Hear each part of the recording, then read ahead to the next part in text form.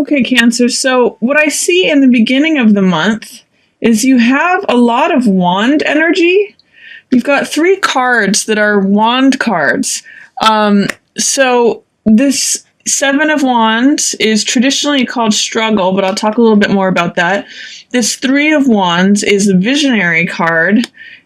This 4 of Wands is usually about festivities or celebrations. Sometimes it can mean, a wedding with this garland or the things related to the home. And then this 6 of Cups is actually very sweet energy. It really means like innocence, or it may mean that you have found someone that you feel like a child with, or someone from your past. It's a reunion of sorts. You can see that in this card, the young man is giving the girl a cup, which all these cups represent loving feelings, and they're all filled with lilies. So there's some sweetness and some fire going on. What I'll say is that this 7 of Wands traditionally means struggle, but it also means standing up for what you really believe in. In its upright position, it means being assertive, standing up for what you believe, fighting off others, being in a position of advantage.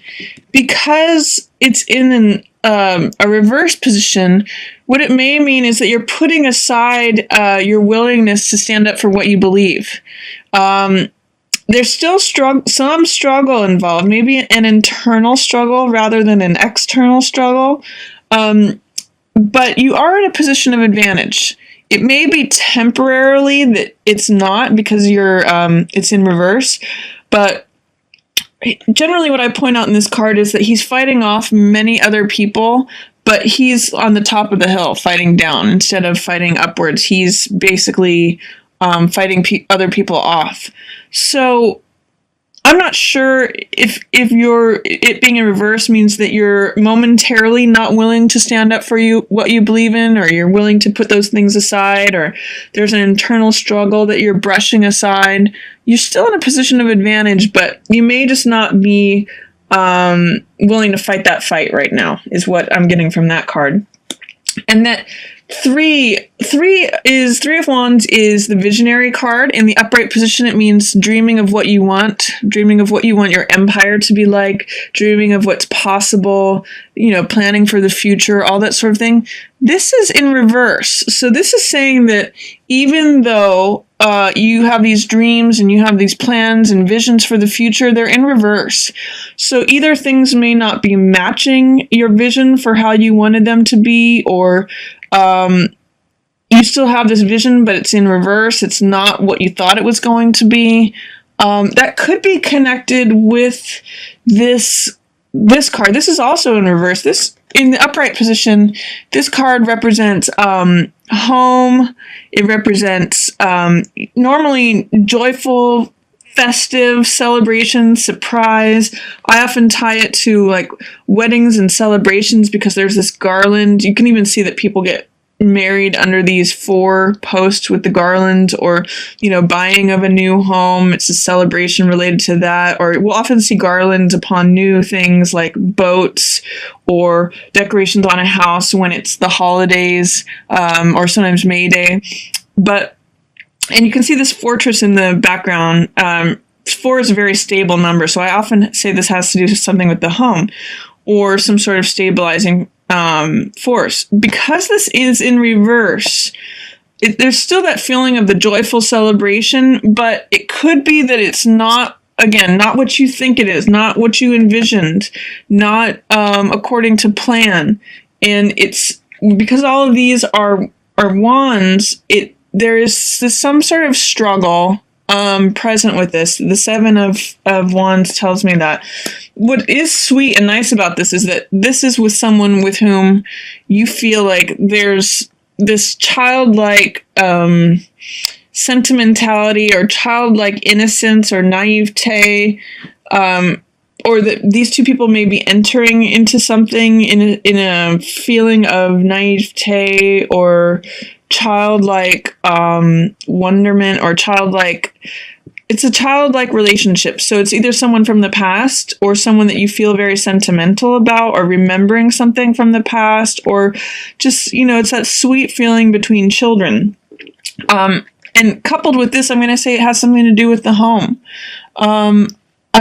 You could be entering into a marriage or relationship or buying a home with someone that you just feel very innocent and optimistic about. All this yellow color, in fact, even in these cards too, there's a lot of passion and there's a lot of optimism.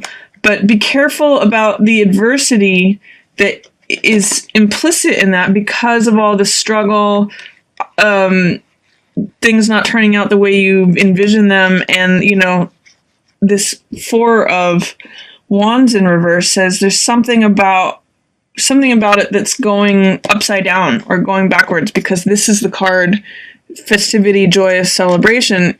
In reverse, it's saying it's not what it appears. This card in the middle of the month, there's let's see, you've got Page of Wands, you've got Knight of Coins, Queen of Swords, and Seven of Coins. Let's see what's going on here. Usually Page of Rods represents willingness, optimism, saying be brave, be courageous, be bold, be willing to take on the risks, go for it. Because he's in reverse, it's saying maybe be careful, be a little bit conservative, be out there and doing it, but hedge your bets a little bit.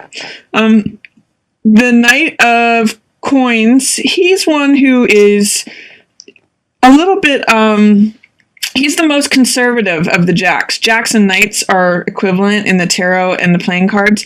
Jacks are, they are romantic, clever, playful. They're really fun, but they can tend to be a little bit deceptive. And Jack of Coins takes things slow. So these two cards together, because this is normally go for it, be optimistic, be courageous, be bold. And because he's in reverse and he's upright, I'm going to say these two cards for me translate as take it slow. He evaluates the material gain or loss of something, even though he's willing to go forward, which this card is too. Think about it a little bit. It's just take things slow is what this is telling me. And then Queen of Swords, she's usually one who has a sharp wit, speaks her mind. She's usually very clear on things, very direct. She doesn't mince words, but she's usually very witty. What it's telling me is that if you usually feel that way, then you're not feeling that way right now. Or that there's someone involved who is like that, who's saying things. She can be a little bit acerbic, because the Queen of Swords can kind of be cutting or say something that is challenging. She's not really being helpful right now. Whoever this person is, she's usually intelligent or in a position of authority of some sort. She's a little bit of a challenge to you right now. So you may not benefit from her words right now, or she's got a lot of this red, passionate energy around her. She may be a challenging opponent to you right now. Seven of Coins is a card of harvest. It's a card of waiting things out. Basically, it's saying don't harvest things before they're ripe. In this card, it usually likens the coins to a vineyard or, fields of grapes. So what it says is that if you harvest things too soon, they become sour. If you do things too quickly, they become sour. But if you wait for things to ripen, then you'll actually have a harvest. You'll actually, it can translate as the millionaire's card. It means that there's money and sweetness available if you wait for the right season. And this is the farmer who knows how to do that. So all of these cards, this card, and this card especially, are saying wait it out. Take your time. Don't rush things. She might have something to say about that too. She might be saying you're moving too fast. You're doing this, she's not helping you right now, though. She's someone who's challenging you right now. Towards the end of the month, this is Eight of Swords, and this is usually victim mentality, feeling like a prisoner or victim of your own thoughts or choices. I'm seeing this echo in this card. You can maybe see in both of these cards there's this tower in the background, or fortress, which here it looks loving and it looks celebratory. It usually is in its upright position, but because it's in the reverse position and it's echoed in this card, I'm going to say there's something about this fortress that is making you feel like a prisoner. It's making you feel like a victim. And this Queen of Coins energy, that could be you. Queen of Coins is usually like the home mother, the person who is well established. She has, you know, a lot of resources available to her. She's usually, Queen of Coins is very down to earth. She's usually like cooking a meal or cooking for kids, or, you know, she's basically like a down to earth mother. And the fact that there's this victim card right next to her, either you are identifying as Queen of Coins being a victim in this household, this fortress, this a little bit feeling like a prisoner, or there's someone who is embodying this Queen of Coins energy that's making you feel victimized. One of the things that I like to point out in this card is that the Eight of Swords victim person always has the power to walk away. I'm going to say that actually that these two may be the same people.